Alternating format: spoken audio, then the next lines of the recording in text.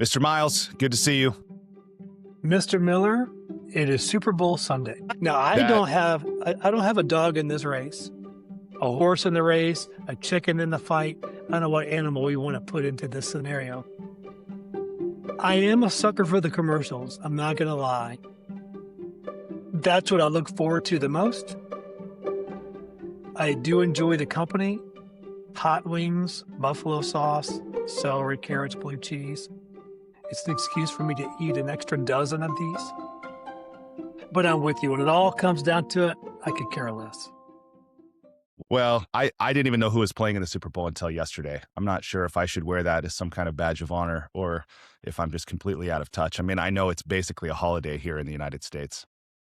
Yeah, very much so. I mean, it is in the news. It is interesting to watch. There's 34, I think, government agencies from state and federal that are trying to do all the security for the stadium itself, where they have low-flying drones picking up radiation signals. Now, they've been doing this for a long time, but it is really mind-boggling, the money, the resources for a game. Let me continue on this idea of why maybe I think it's important. It's certainly not the spirit of the Olympics, but I think there is something until Kirsty, the new IOC president, is really trying to bring this in. I don't know if you had a chance to see any of the clippings of the opening ceremonies, but there I was didn't. some booing for some of the Mm, countries. And so okay. her position is that's politics. Let's don't invite that into this space. This is sports. This is where we can have peace. This is where we can come together. So let's don't boo each other in that sense. There should be respect, at that level. Now, when I look at how we do sports here in the US, we don't always do that well. We burn our cities when our team loses. We beat the crap out of each other after we've had too many things to drink out in the parking lot. So there's certainly a lot we can learn there. It's interesting how this topic, just that phrase kind of opens up. There's a lot to learn about humanity of how we do sport, I think. Yeah, no question. No question. And competition can bring out the best in us, and it can also bring out the worst in us. As anyone who's ever attended or played as a kid in a little league game has probably borne Yes. witness to, for sure. And for me, one of the big things that I just don't love about so much of the sports in our country is is what I would call the tribalism, right? It's Mm, the us versus them. We're going to dominate. We're better than you. The trash talking, like all this. And one thing I've learned as someone who was close to a professional franchise for a lot of years, as a family who owned a team, an NBA team, there's always another season. There's always another game. There's always another play, right? Standing, everyone in the arena is seeing it through their own filter, right? Was it a foul? It wasn't a foul. Like, was it a makeup call? Was it a flop? Was it, this kind of thing. right. So I know I have my own particular bias related to this, but I think part of what you're talking about is this an activity that I'm using to be a better version of myself, or is it an Mm, outlet for an excuse for my bad behavior or my prejudices? yeah, really well said. Really So well said. I And I think this topic is going to come back into my what gave me life this week. So be curious right to see on. how I can pull all these things together. I always love it. You pull the ripcord right before you hit the ground. Always happens. Tell me about the icebreaker question that you brought to our call today. Yeah, this will also be the theme. And I think if you listen to this podcast all the way through the 30 minutes, you'll see how it connects. Typically, what happens, whether it's a small group, even family members, um, probably a smaller group, but you tend to have already introduced yourself or you already know each other. And I like this icebreaker. A friend of ours, Sally Helgeson, introduced this to me. Brilliant. And it's let's go around the table, let's go around the room and reintroduce yourself. So as if we've never met. And so you just kind of have this clean slate. So you might have known me because I might introduce myself as a business person, but now you're giving me a chance to reintroduce myself. And it gives me a chance to maybe highlight something different that either you don't know about me or something else that I want to be known for. And it's just a great opportunity. It's just a do-over of reintroduce yourself. I love that. You know, that's a reminder to me that listening absolutely can be an act of generosity. And what a fantastic activity for a facilitator to like help a team to create a space where they can more easily be listened to newly. Like that's fantastic. Yeah, because I mean, we stereotype, we have prejudice, or I've met you before and I didn't like you just based on how you introduced yourself. And to now I've got this confirmation bias all the way through. And so in this group, this 100 coaches group that you and I find ourselves in, Brilliant, I have introduced myself so many times over the 5 years in this group. And so that when Sally said, down by the seashore, I had to say that when she was selling seashells, she's like, Dean, let's reintroduce ourselves. Man, I so love that moment because I got to start over. Like, forget all the dumb stuff I might have said over the last 5 years. Let me reintroduce. I love that. Really gave me life. Awesome. Fantastic. Um, so a couple things, there's two things that I brought to this call that gave me life this week. And where should I start? One's a book, one's a conversation with a friend, and more specifically, the topic of the conversation. I found really compelling. I spent 45 minutes on the phone just catching up with a friend, and it was fantastic. So let me go there. This is a question I'm just fascinated by, intimate relationships, right? About marriages, about long-term committed partnerships, about people who don't have them, whether that's voluntarily or involuntarily, but want them or say they don't want them, like at all the levels that we find ourselves in as we go through life. I'm just fascinated, and I have this theory that one of two things is that two things are true. One, if we don't have a if we don't have a satisfying intimate relationship, it will be a source of pain for us. The absence of one will be a source of pain for us. Mm, Or if we have an intimate relationship, but it's not fulfilling, that we're either just kind of existing in it or that it's actively an ongoing struggle, that's also a source of pain, right? So that leaves the third truth is that there's no, this is again, just a theory, right? But there's no real option other than to have one and to make it great if we're going to find long-term satisfaction and happiness in this lifetime, right? So that's the frame. So in the conversation with his friend, he's someone that I met last year. And as we got to know each other, we were talking about this, and he's single and he wants to be in a relationship with, I think he would love to be married, would love to have kids, but hasn't found the right one. So as we're catching up yesterday, after a few months of not having talked, and he had said, hey, I'll just kind of keep you informed about this. I know you're curious. And then meanwhile, there's me who's been married now heading into 14 years, right? To someone that I consider my best friend, even my soulmate, my partner in just about every way. And so we're kind of just sharing notes, comparing notes with each other from those two maybe opposite ends of a spectrum. And as he tells me that he's in the search for the one, right? And I'm asking him, well, how are you going about it? And he's telling me, well, it's apps. It's basically apps. And I've had a few people over the last 4 or 5 months that I've even had 5 or 6 dates with. And then I'll be the one to end it. And in fact, he was in the call. He's like, I'm, right now, probably today, or I'm in the middle of ending another one. I'm like, oh man, right? So I'm listening to that, and I asked him, how do you know? So here's the question, and this is what was giving me life, is really, I don't want to say sitting with attention, but really looking deeply at this question, of which there's I would say the front and the back. One is, how do you know that this person isn't good enough to settle for? How, right? Because nobody's perfect. No right. relationship is perfect. So as you're on the apps or you're out, friends are connecting you or whatever, as you're meeting people and you're developing relationships and you get into it, how do you know, like, is there a lightning bolt? Is there such thing as love at first sight? If you find the right one, do you just absolutely know it? Right?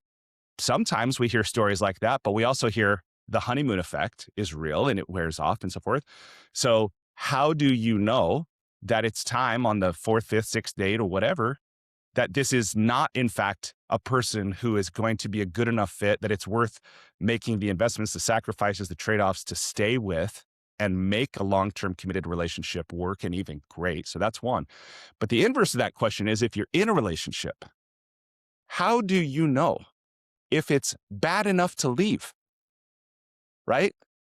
So these Yeah. two ends of this spectrum, and just, I don't know that there's a right answer, and of course everyone's situation is a little bit different, and you have the head and the heart and like all that, but just really looking at that, what I would say honestly, and completely openly with another person, a friend who's on the same journey, just at like a different place in the journey. That was a thing that I just find really fascinating and I'm grateful for, and it absolutely gave me life this week. That's amazing. I've had some similar conversations. So, upon reflection, for yourself, and then if you're sitting across the table looking at your wife, any insight there? I mean, was anything confirmed or clarified in your own mind? Well, one thing that I had never thought of. So I'm going to slight detour from your question, but I'll come back to it. Right. So last year, I listened to this podcast interview between Tim Ferriss and Terry Real. This, who I think is, I don't know him personally, but I've read some of his work and heard a few interviews with this guy. And I think he's a masterful relationship coach. And he's been doing this work for probably 40 years, of helping couples to have deep, thriving, like rich relationships. And in this interview with Tim Ferriss, he mentions this thing that I'd never heard anybody talk about quite this way, that he talks about something he calls normal marital hatred. And I'm like, what? And he goes on and he shares about it, but he also says, look, when I've spoken from stages about this, which he said, I think he said he'd done for 30 years, he said, I have never one time had somebody come up to me after the speech and say, what did you mean by normal marital hatred? And she's like, we get it, right? We get it. Yeah. And we all have these sore spots, and we go through rough patches, and we have our preferences and attachments and like all that. So the thing about sitting down across from my wife, with the benefit of this kind of reflection and conversation with with a friend, excuse me, is this idea about like what do you want, and what do you but even more than what do you want, what are you committed to? Like, what are you really committed to? Are you committed to the health, happiness, and well-being of another person? Right? And that's easy when things go your way. That's easy when you get what you want. But what about the times when you are disappointed? What about the times when you are frustrated? What about the times when you're not getting what you want? Right? So that's what then I think about. And I also think that relationships aren't problems to be solved, right? They're experiences. That a relationship, as much as we put it in a noun form, it's a verb. It's an ongoing dynamic process.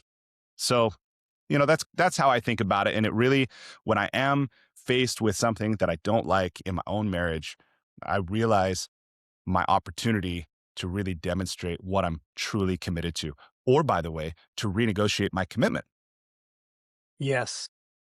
Yeah, yeah, really well said. So it'll be 35 years of marriage for Melanie and I this September. So I've been in this game a long time. Years 2, 5, and 7 were horrific. I mean, so marital hatred, we certainly had it. Uh, Attorneys, we had 2 children, and it's like, this isn't gonna make it. And we kinda had some moment of reason. And I'm like, "Wait a minute, what are we doing?" And so just professionally, I have to get continuing education, right, on these education units, depending on what industry you're in, and so done annually. But this relationship thing that has the most impact on all the major domains of my life, emotional, intellectual, financial, and yet I'm winging this. Like, this is not a good idea. I seek out guidance of all these other areas, but the thing that impacts me the most, I've relied on, she's pretty. Right? She's smart. And then somehow that's going to sustain us, for a 60-year marriage. Well, we were wrong. And so then it was every year since year 7, we have done a marriage course. Hmm. a book, a seminar, a conference. Now, full disclosure, most of these are so absurd, but we know that going into it. So we make fun of the other couples of like, who's probably not going to make it this weekend. And we're looking for just one idea, one word that's helped us of when does my emotion drive my behavior and when does my behavior drive my emotion? Because there's sometimes I will look across the table at my wife and I'm thinking, worst decision I've ever made in my entire life is this woman. Like she's done nothing good for me. Like I'll actually have this rational thought. And then the very next day, this woman is amazing. Cannot imagine my life without her. That's wild, this pendulum swing. So one of these courses that we took with each other is what if you operated from this mindset, from this perspective, just 24-hour cycle, right? Of which you're only awake 10 to 14 of those, if we're lucky. Maybe more than that. But it's if I'm the only husband she's going to have this year, I want her to have the best experience she could possibly have. Not because she deserves it, not because she's earned it. It's just my gift to her. And then if she operates the same way, if she's going to be my wife this year or my wife forever, she's going to give me the best experience she can give me. Not because I've earned it, not because I've deserved it. It's her gift to me. When we operate from that mindset, it's pretty good, right? It's pretty good. Knowing that I didn't earn it and I didn't deserve it and I can't manipulate her to receive it. Because that's what I would do. I'd be a jerk for days and days and days. And then all of a sudden, kind of turn on the romance a little bit. She knows exactly what I'm doing. So to be able to remove all of that, it's a real game changer. Now I've got 4 children. One of my kids is married. The other 3 are described of your friends that you are talking to, and they're looking, and they've used the apps and they've used these things, and so they're 30 years old to 22 years old. Here's what I hear myself as a dad and just as a human being telling them. You're looking for those core values, but beyond that, I think the most important thing is not to make the right decision. Not the most important thing. The most important thing is make a decision. And then you observe and adapt. Like, how will you know? You won't. You can't. There's no way Melanie and I could have seen 35 years in.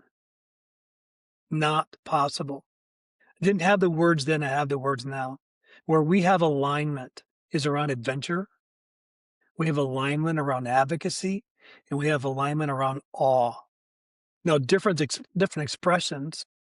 I like it in conversations, she likes it in nature. I like it in music, she likes it in art. But we can share this awe, kind of a core value. And I think that's what sustains us. There's 1,000 things we disagree on, but these big core things keeps us in the game. Yeah, that's beautiful. Well, thank you for sharing that. I love hearing that. Yeah. Well, thanks for sharing that. So tell me about the book portion of this. If there's time at the end, but I want to hear what gave you life this week. Okay. So I got invited several weeks ago. There was an academic group that was getting together. So faculty, researchers, and then students, both graduate and doctoral level. And they asked me to be the guest on this live podcast.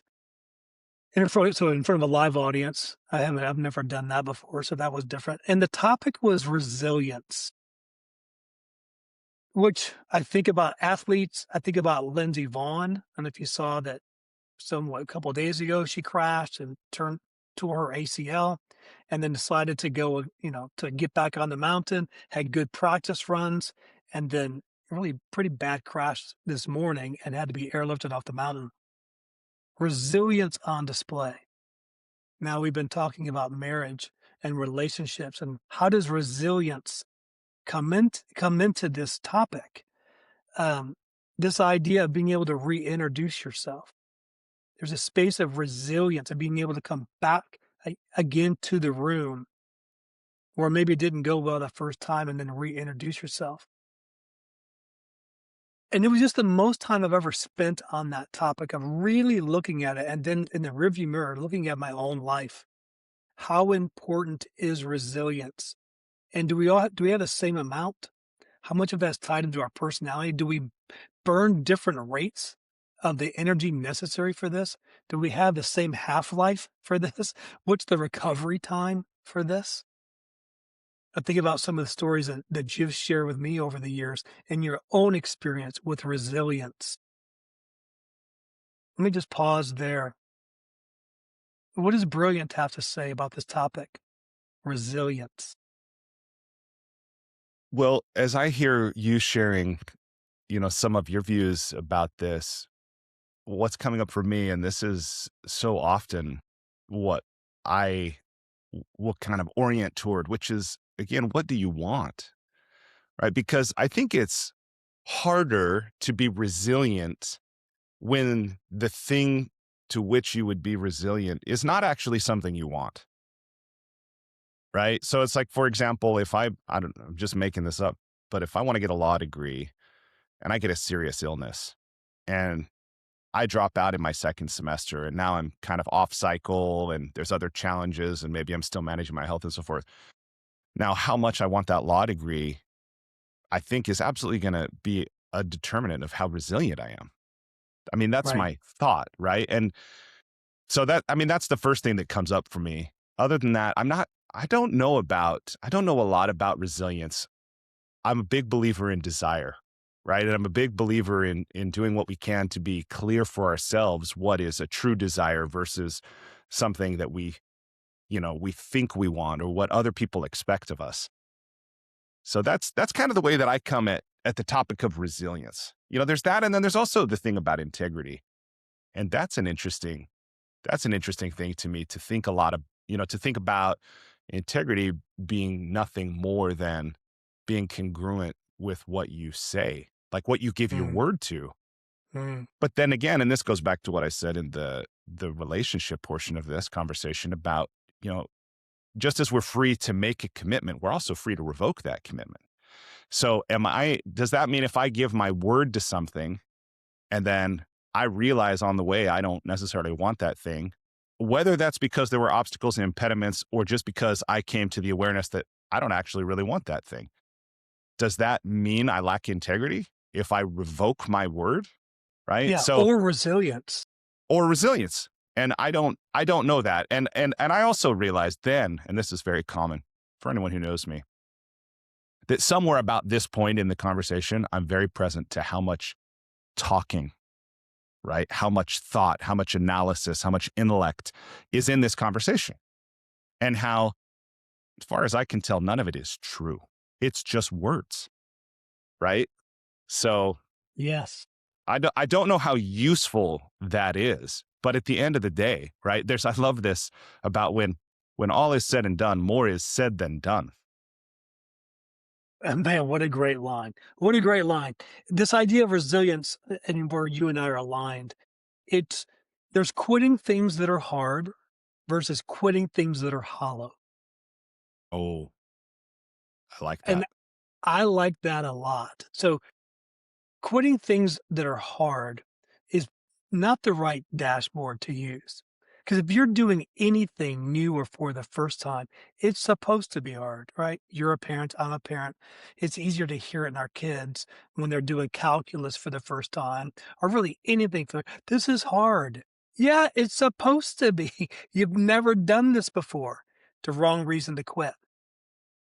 If you find it's no longer serving you well, or it isn't aligned with your goal or your why, it's just hollow. I mean, it's not that it's hard, it's just there isn't purpose in that. So easier to let that go. Coaching phrase that you and I also use is you can kind of tell if it dips into resilience or not. Are you running from it or running from something or to something? And I think if you're running from something that maybe is meaningful, that could be around this topic of resiliency or integrity or whatever else, right? Of you gave your word, let's see it through. But if you're not running from it, you're running to the next best or next right thing. I think that's different. And that kind of goes back to me, even my relationship kind of philosophy. The primary goal is make a decision. There's so many things in life that you won't know until you start or choose, and then you observe and adapt. Um, and one of the adapts may be there's a book by Henry Cloud. The book is okay. The title is great. It's called Necessary Endings. And there's just some endings that are necessary. Yeah. Right on. I like that. I like that a lot. Well, as we bring this week's conversation to a close, Dean, I'm wondering if you have a thought about something that might serve those who are listening, right? I'm present to a lot of this. Again, it's been a lot of words, a lot of concepts. But Yes. is there something, either a question that people can ask themselves or an action they could take to maybe gain some value, translate this from idea into action? Really, really good question. And I think it ties into all of this. And it was a question I was asked by the audience, and it was around the idea of discernment of how will I know? Do I go left? Do I go right? Do I stay or do I leave? Discernment. And my answer then is the same answer I would say to those that are listening to us. And it's what your friend did. He reached out to you. I think to do some of these things alone, when you can only see what you can see and you can't see around corners, to bring in someone who's half your age, to bring in someone who's twice your age, to bring someone who has no experience whatsoever in what you're talking about will help with that level of discernment. Who can see what you can't see? Who's done what you haven't done? I think alone, using this just as a mirror, you just can't see all of it. Unfortunately, our own visual doesn't allow for a full length mirror. We really need another set of eyes to help us see that. Yeah, I like that. And if I may just add, so I like that. So if the invitation is something like, if you have a problem or an opportunity, if you're feeling stuck somewhere, or if a new possibility is opening up for you and you're wondering, do I go this way or that way or some other way, to invite, like, to have a conversation with someone who has a different perspective, maybe somebody who's been there, or even somebody who's, more junior than you, and just talk it through. But what's coming up for me as you're saying that is, as I often do, I'm relating this back to golf, right? Because this to me is like a putt. And it's like, okay, what's the line? What's the speed? And and I can ask my playing partner, or I could, if I have a caddy, I could ask my caddy. But at the end of the day, and I can go look at it from different perspectives as best I can. I could even look maybe on an app or on the book that tells me the topography of the green, which is amazing. They've all been, just about every green in this country has been read by laser, right? I can have all this analysis, but at the end of the day, it's me that's got to stroke the putt, right? So I can hear what everybody else is going to say, but to take ultimate responsibility for how I'm going to play it, I think, is an essential thing as well, and not hold on to some part of, oh, well, my mentor told me this, or, somebody else did that thing, or I'm going to proceed with some ambiguity, but that, what you said about make a decision, commit, because the commitment doesn't ensure success, but without commitment, I think we're way less likely to achieve our aim or succeed. Such wisdom there. Such wisdom. Wisdom from the links. Man, that's it. I think golf is a metaphor for anything and everything, right? Just about. It's That's right. so good. If my second attempt could always be as good as my first attempt, I would be one heck of a golfer. Because Player that B. first stroke I miss, but then I bring that ball back to exactly where it was nearly every time, Yes, it's pretty right? remarkable. Yep. It is remarkable. Brilliant. Thank you so much for what you've shared, and I'll see you next week. Thanks, Dean. Good being with you.